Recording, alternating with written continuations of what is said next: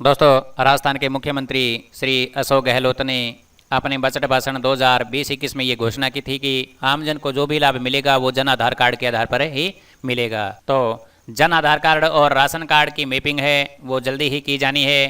तो इसकी प्रक्रिया ई मित्रा के ऊपर शुरू कर दी गई है। तो उसी के बारे में ये वीडियो लेकर के मैं आया हूँ। तो आपको किस प्रकार से जन आधार कार्ड को राशन कार्ड के साथ में मैप करना है उसकी कंप्लीट जानकारी मैं इस वीडियो में दूंगा। तो बने रहिए हमारे इस वीडियो के साथ में। वीडियो को शुरू से लेकर के अंत तक आपको जरूर देखना है। दोस्तों, मैपिंग का कार्य हमारे ई मित्रा के डैशबोर्ड पर शुरू हो चुका है। तो आपको अपना जो ई मित्रा है वो लॉगिन करना है और इसके बाद में आपको जन आधार कार्ड पोर्टल के ऊपर आ जाना है। तो दोस्तों, यहाँ पर मैंने अपना जन आधार कार्ड पोर्टल है जो लॉगिन कर लिया है। यहाँ पर लॉगिन करने के बाद में आपके सामने दो ऑप्शन आ जाएंगे इस प्रकार से। दोस्तों, यहाँ पर आपको सीडिंग वाले बटन पर जाना होगा। सीडिंग वाले बटन पर जाने के बाद में भी आपको यहाँ पर दो ऑप्शन मिलेंगे। तो आपको पहला ऑप्शन सीडिंग 2 वाले पर क्लिक कर देना है। यहाँ पर आने के बाद में दोस्तों आपको पहले यहाँ पर दो ही ऑप्शन मिलते थे, लेकिन अब यहाँ पर तीसरा ऑप्शन भी आ चुका है, पीडीएस सर्वे डाटा सीडिंग। तो आपको इसके ऊपर क्लिक करना होगा। दोस्तों, यहाँ पर आपके सामने इस प्रकार से डैशबोर्ड आ जाएगा। यहाँ पर कंप्लीट जानकारी आपको बिल्कुल सही भरनी है। यहाँ पर जन आधार कार्ड और राशन कार्ड की डिटेल आपको बिल्कुल सही से फिल करनी है। दोस्तों, आप देख सकते हो कि यहाँ पर पहला क्रम संख्या है, इसके बाद में नाम आ गया, इसके बाद में यहाँ पर जेंडर, दूसरा आयु, आधार और क्रम संख्या और जन आधार संख्या। दोस्तों, यहाँ पर 1 से लेकर के 6 तक जो संख्या आएगी वो राशन कार्ड की आएगी।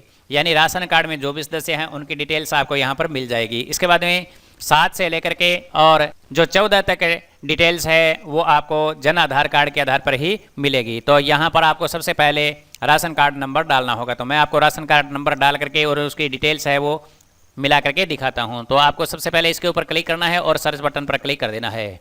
जैसे ही आप राशन कार्ड नंबर लगाओगे तो आपके सामने इस प्रकार से डिटेल्स है वो ओपन हो जाएगी। यहाँ पर आप देख सकते हो पहले सदस्य का नाम आ रहा है और उसके बाद में उसका जेंडर, उसके बाद में उसकी आयु, इसके बाद में उसका आधार संख्या, उसके बाद में उसकी क्रम संख्या। दोस्तों, ये क्रम संख्या जो 6 नंबर पर दिखा रहा है ये राशन कार्ड की क्रम संख्या है, यानी ये सदस्य क्रम संख्या 1 पर मौजूद है। इसी प्रकार आगे की जो संख्या है वो आपको जन आधार नामांकन संख्या यानी रसीद नंबर दिखाएगा। इसके बाद में जन आधार कार्ड में जो नाम है वो दिखाएगा। इसके बाद में उसका जो जेंडर है वो आ जाएगा। इसके बाद में उसकी आयु, उसके बाद में कॉलम नंबर 11। ये कॉलम नंबर 11 आपको 6 नंबर को दे करके भरना होगा। यानी आपको इसी की मैपिंग और इसी की जानकारी यहाँ पर फीड करनी होगी। इसके बाद में 12 संख्या में आपको लिखना होगा नामांकन किया जाना है या नहीं। यानी जिन व्यक्तियों का नाम जन आधार कार्ड में नहीं है और राशन कार्ड में मौजूद है तो आपको ये कॉलम फिल करना होगा। और यदि उन व्यक्तियों का नाम यानी जो राशन कार्ड में नाम है उस व्यक्ति का नाम जन आधार में है तो आपको यहाँ पर कुछ नहीं करना है। इसके बाद में आगे चलते हैं कि यदि किसी का विवाह इत्यादि हो जाता है या मृत्यु हो जाती है तो उसकी डिटेल्स आपको यहाँ पर फिल करनी होगी। 14 नंबर में आधार की कॉपी आपको लगानी है, लगी हुई है या नहीं लगी हुई उसकी जानकारी आपको देनी होगी। और 15 नंबर में आपको टिप्पणी लिखनी होगी। तो अब यहाँ पर कंप्लीट जानकारी मैं आपको दे देता हूँ। आप देख सकते हो राशन कार्ड में ये व्यक्ति है और जन आधार कार्ड में ये व्यक्ति 8 नंबर में मौजूद है। अब इसके बाद में आपको देखना है कि 3 नंबर कॉलम में जो संख्या है वो 9 नंबर कॉलम के साथ में मिल रही है या नहीं। यानी जेंडर आपको देखना होगा। ये आपको देखना है कि जेंडर यहाँ पर बिल्कुल सही है या नहीं। और यदि जेंडर सही नहीं है तो आपको यहाँ गलती ठीक करने वाले ऑप्शन में भर देना होगा। यदि यह नाम भी सही नहीं है तो आपको नाम यहाँ पर बिल्कुल सही करना होगा। इसके बाद में डेट ऑफ बर्थ आपको देखनी है। यहाँ पर आप देख सकते हो डेट ऑफ बर्थ यहाँ पर नहीं दी हुई है, लेकिन यहाँ पर जन आधार कार्ड में उसकी डिटेल्स है जो दी हुई है। तो आपको यहाँ पर डेट ऑफ बर्थ है उस व्यक्ति की भर देनी है। इसके बाद में आपको आधार संख्या देखनी है। यानी जो पहला सदस्य है जिसका राशन कार्ड में नाम है क्या ये आधार कार्ड उसी का है। यदि सही है तो आपको यहाँ पर कुछ नहीं करना, यदि सही नहीं है तो आपको उस व्यक्ति का आधार नंबर यहाँ पर लगाना होगा। इसके बाद में दोस्तों आपको 6 नंबर कॉलम में देखना है कि ये सदस्य 1 नंबर पर मौजूद है और 11 नंबर में ये कितने संख्या पर मौजूद है। यदि ये 1 नंबर पर मौजूद है तो आपको यहाँ 11 नंबर कॉलम में कुछ नहीं करना। यदि यहाँ पर 6 नंबर में जो क्रम संख्या है वो क्रम संख्या यहाँ पर नहीं मिल रही है तो आपको वो क्रम संख्या यहाँ पर लिख देनी होगी। यानी ये सदस्य जैसे मान लो कि ये सदस्य 2 नंबर पर हो और यहाँ पर 1 नंबर दिखा रहा हो तो आपको यहाँ पर 1 नंबर कर देना होगा। यानी दोनों की क्रम संख्या एक ही होनी चाहिए। राशन कार्ड में जिस क्रम संख्या पर वो व्यक्ति मौजूद है जन का आधार कार्ड में भी उसी संख्या पर वो मौजूद होना चाहिए। तो यहाँ पर हमारे पास में जो पहला सदस्य है वो क्रम संख्या 1 पर है। आप देख सकते हो यहाँ पर भी 11 नंबर कॉलम में भी 1 नंबर पर है तो आपको ये कॉलम है जो खाली छोड़ देना है। इसके बाद में दोस्तों यहाँ पर 12 नंबर कॉलम में मैंने आपको बता दिया है कि उसका नामांकन किया जाना है या नहीं।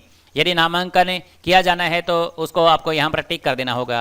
जैसे मान लो किसी का राशन कार्ड में नाम है लेकिन जन आधार कार्ड में नाम नहीं है, तो ये डिटेल्स आपको यहाँ पर नहीं मिलेगी। तो आपको यहाँ पर यस पर क्लिक कर देना होगा, यानी यहाँ पर टिक मार्क लगा देना होगा। यदि जन आधार कार्ड में इस व्यक्ति का नाम है तो आपको ये खाली छोड़ देना है। इसके बाद में यदि किसी का विवाह इत्यादि हो चुका है तो आपको यहाँ पर यस या नो कर देना है। यदि नो करना है तो आपको यहाँ पर खाली छोड़ देना होगा, और यस यदि आप करते हैं तो उसका कारण भी लिखना होगा। यानी कि यदि किसी का नाम राशन कार्ड से हटाया जाना है तो आपको यहाँ पर क्लिक कर देना होगा। इसके बाद में दोस्तों यहाँ पर आधार की कॉपी संलग्न है या नहीं, तो आपको यस या नो पर क्लिक करना है। इसके बाद में टिप्पणी आपको लिखनी होगी और आधार कार्ड आपको यहाँ पर उस व्यक्ति का अपलोड कर देना है। इसी प्रकार 2 नंबर कॉलम पर चलते हैं। तो 2 नंबर कॉलम में आप देख सकते हो कि यहाँ पर इस व्यक्ति का नाम मौजूद है।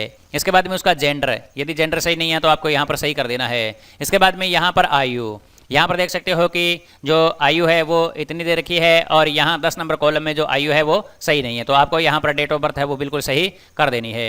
इसके बाद में आधार संख्या आपको मिलान करनी है कि ये उसी व्यक्ति की है या नहीं, यानी 2 नंबर में जो नाम दे रखा है उसी का आधार संख्या है या नहीं। यदि आधार संख्या नहीं सही नहीं है तो आपको यहाँ पर भर देनी है। इसके बाद में यहाँ पर ये जो नामांकन संख्या है वो देखनी है कि ये सही है या नहीं। यदि ये व्यक्ति किसी अन्य जन आधार कार्ड में जुड़ा हुआ है तो उस जन आधार कार्ड की संख्या को आपको यहाँ पर लगाना होगा, और सर्च बटन पर क्लिक करके उस व्यक्ति को, सदस्य को सिलेक्ट करके आपको यहाँ पर भर देना है। इसके बाद में दोस्तों यहाँ पर 11 नंबर कॉलम में मैंने बताया था कि 6 नंबर कॉलम को देख करके ही आपको 11 नंबर कॉलम है जो भरना है। इसके बाद में यदि व्यक्ति का नामांकन किया जाना है तो आपको यहाँ पर लिखना होगा, और यदि नामांकन पहले से हो चुका है तो आपको इसमें कुछ नहीं भरना। यानी जो संख्या यहाँ पर मौजूद है वो आपको कुछ नहीं भरनी, उसको खाली छोड़ देना है। जो संख्या यहाँ पर सही की जानी है केवल आपको उसी को ही भरना होगा। इसी प्रकार हम 6 नंबर कॉलम पर चलते हैं। तो आप देख सकते हो 6 नंबर कॉलम में राशन कार्ड में इस व्यक्ति का नाम है, लेकिन जन आधार कार्ड में इस व्यक्ति की कोई डिटेल यहाँ पर मौजूद नहीं है। इसके बाद में आप देख सकते हो कि यहाँ पर आयु, यदि इस व्यक्ति का जन आधार कार्ड में नामांकन किया जाना है तो आपको यहाँ पर उसकी कंप्लीट डिटेल भर देनी है। यदि इसकी शादी हो चुकी है तो आपको ये कॉलम भरना होगा और ये कॉलम भी भरना होगा। इसके बाद में यहाँ पर उसका आधार संख्या है वो अपलोड कर देनी है। तो ये सारी डिटेल्स आपको भर देनी है।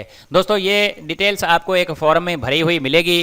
राशन डीलर के द्वारा आपको ये जानकारी है जो दी जाएगी। राशन डीलर के पास में जब भी कोई व्यक्ति अपना अनाज लेने के लिए जाएगा तो वो एक केवाईसी फॉर्म है वो कंप्लीट करेगा। उसी प्रकार से जैसा ये फॉर्म हमारे पास में है उसी प्रकार से उसके पास में भी ये फॉर्म होगा।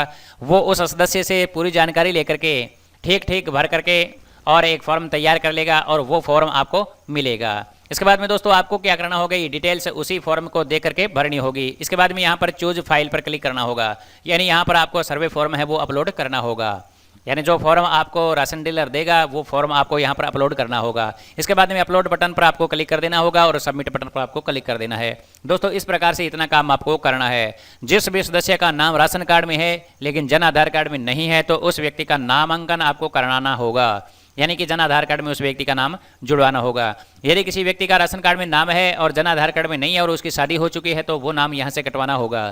तो इस प्रकार से आपको कंप्लीट जानकारी भरनी होगी, तभी आपको इसका जो लाभ है वो मिलेगा। आम जनता को लाभ देने के लिए ये कार्य किया गया है कि जन आधार कार्ड और राशन कार्ड की मैपिंग है जो एक साथ में की जानी है, बिल्कुल सही होनी चाहिए। तो दोस्तों उम्मीद करता हूँ कि आपको ये जानकारी अच्छी लगी हो। यदि आपको इसमें कोई चीज़ नहीं समझ में आई हो तो आप कमेंट बॉक्स में लिख सकते हैं। आपके मन में कोई भी डाउट हो या कोई प्रश्न हो तो आप मुझसे कमेंट बॉक्स में पूछ सकते हैं। आप मेरे व्हाट्सएप नंबर पर भी मैसेज कर सकते हो, तो मैं वहाँ पर भी आपको रिप्लाई दे दूंगा।